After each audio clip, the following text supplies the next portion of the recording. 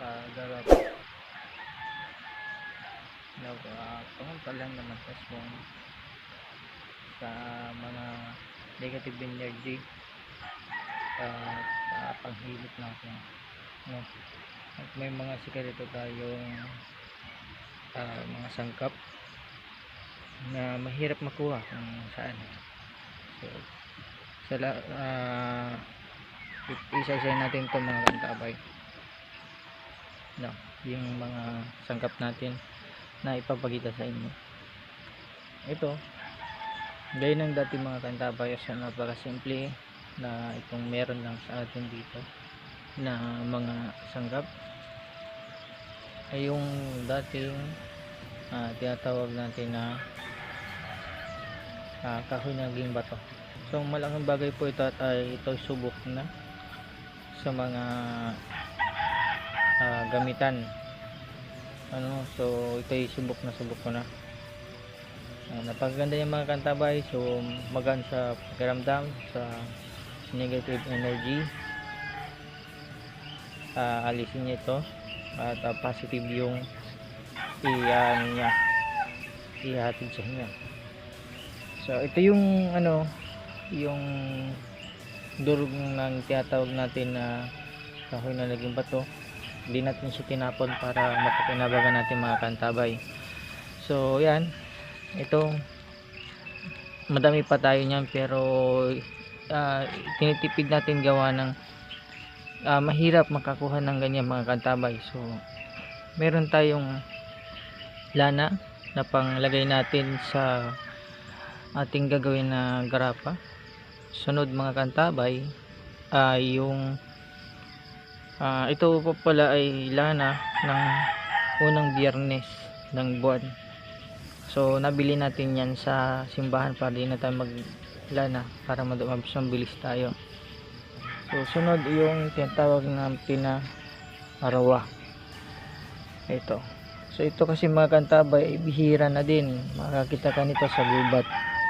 Yung arawa, isang uri ito ng tawag nila natin na mutyang kahoy. Ibig sabihin yung mutyang kahoy mahiwaga. Iba din yung mutya na tinatawag natin na may isa lang o maliit lang. Ito naman ay dalawang klaseng mutya na pagkakaalam kung mga kantabay. So yung mutyang isa ay uri ng isang bato na maliit lang. Ito ay isang mutya na kahoy na nabubuhay. Dito mga kantabay, ayaw dito ng tinatawag natin mga elemento aswang. Ayaw nila yan, no, yung mga kataway. Sunod natin naman ay yung tinatawag natin na lupang banal na lupa, no? So saan ako nakakuha nito? Ito ay yung napakasikreto natin mga kantabay, ito ay pinakamalakas din na gamit na iningatan ko pa, kasi pagdating ng panahon mga kantabay pag naubos na to, wala na, hindi na tayo makakakuha ulit.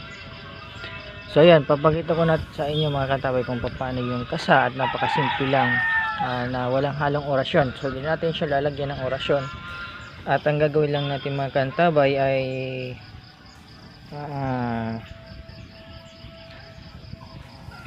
mga simpleng natural lang na pamamaraan, tulad noon, no?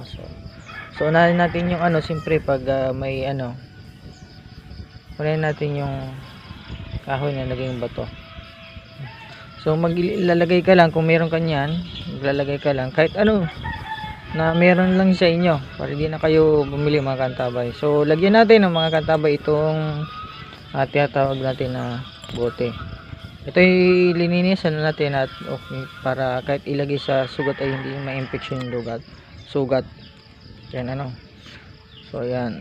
So patay yung maliit lang mga katabay na medyo kasya dito sa bunganga ng ating bote. Ayan. Ito na lang yung ilagay natin mga katabay para mas mabilis siya. Ito yung pinakakasanan natin.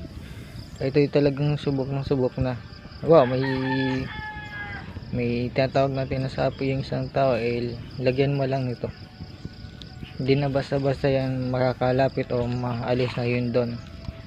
Karaniwan, maganda rin ito sa mga buntis, mga kantabay. Ito ng durog ang ilalagay natin, no. Napakaganda nito, mga kantabay, no.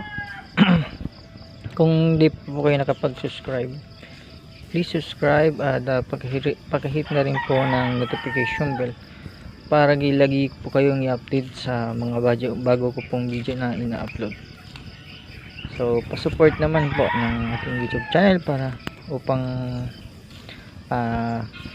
magpatuloy po ating channel. At don't skip ads po, at malaking tulong po sa ating channel yun, mga kantabay, ano. So huwag niyong kakalimutan yan, no. So pag-share na rin po. Alam ko madami mga kanood dito, at meron din tayong mga kapatid sa spiritual na nanonood na kung paano gawin ito. So napakasimple at walang halong orasyon to, mga kantabay. Napaka supernatural yung gagawin natin ngayon, no. So ayan, so madami yung napakasimple lang yan. Hindi po kahit simple lang yung pamamaraan natin. Mabisa at subukan na, basta ako yung gagawa, mga kantabay. So nakikita nyo naman kung paano ko siya gawin, no. Basta tayo siya sambit na orasyon, mga kantabay, at supernatural po yung ginagawa natin. Inuulit ko lang natin, mga kantabay, kasi yung iba nagtatanong, wala naman yan. Wala, subok na subok ko na ito, mga kantabay, no. Yung mga gamit na linalagay natin dito, subok na ho yan. Ayan. So lagyan pa natin, so tama na ito, mga ganyan lang kadami kahoy na naging bato. Sunod natin yung may wagang lupa natin. So ayan, lagyan natin ng kaunti lang. Yan, kaunting-kaunti lang yan. So tama na siguro yan. So lagyan natin, no, kahit yung may mga kabilang karga, at yung mga mangkukulam, kayang baklasin ng ito, ang karga ng mangkukulam, basta linagyan ko na ng banal na lupa, no. Ibig sabihin, pag linagyan ko ng banal na lupa, mga kantabay, madidisarman o mawawala yung bisa ng kinarga sa tao. So yan yung bisa ng banal na lupa, no. Pag linagyan ko na nito, so yan. So tayo lang pa meron yan, at wala nang iba na mayroon yan, ako lang mismo. Ayan. So titingnan natin yung kasi yung mga ginawa natin, mga kantabay, based doon sa mga taong nabigyan ko nito, kumukulo talaga yung langis pag may mga aswang, no. So napakasimple lang yung kasap, pero mahusay, so ayan. So patuloy ko pa rin siyang ginalagyan para maging mas maayos at maganda yung kalalabasan ng oil na pang natin, mga kantabay. So ayan. So tatansyahin din natin yung dami, volume ng ilagay natin na kahoy. Ayan. Ayan. Yan pa natin. Up, yeah. Halos kalahati na siya. At pag may nakukuha kasi kung mga gamit din, mga kantabay, so dinadagdag ko din siya dito, no. So di natin siya inalo ng orasyon. Supernatural po. At automatic naman po ay gagana yon, no. Gagana. Hindi na kailangan ng orasyon. Pwede naman tong dasalang para mas lalo pa siyang lumakas. Malakas na, mas lalo pang lalakas.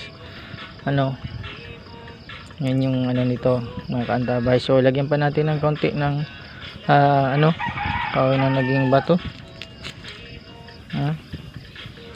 Ayan. Para pag hindi aangat basta-basta yung natin, arawa. Yung mga sangkap natin dito.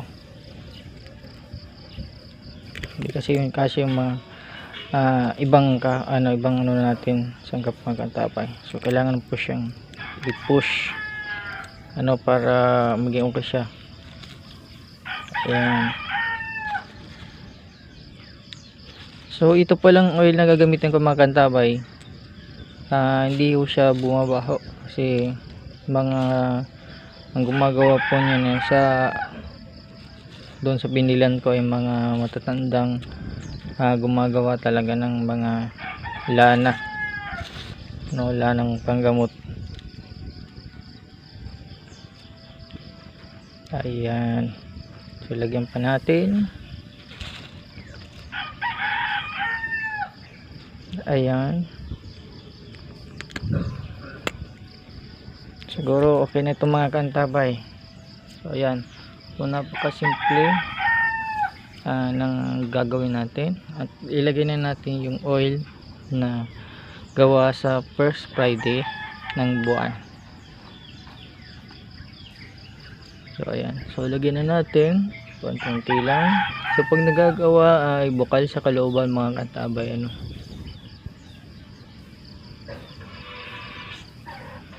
Lagyan pa natin. Banda natin dito para di masayang yung coil na matatapon.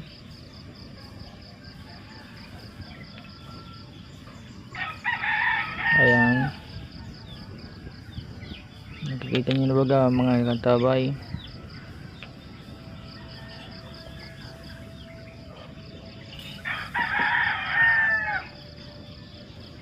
Ayan.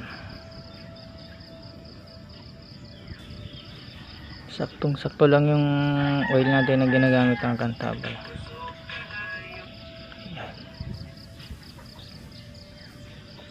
Sakto lang yung dami.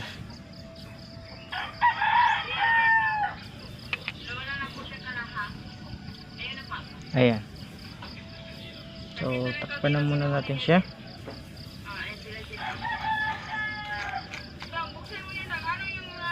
Ayan mga kantabay. Diba? Napakasimple lang.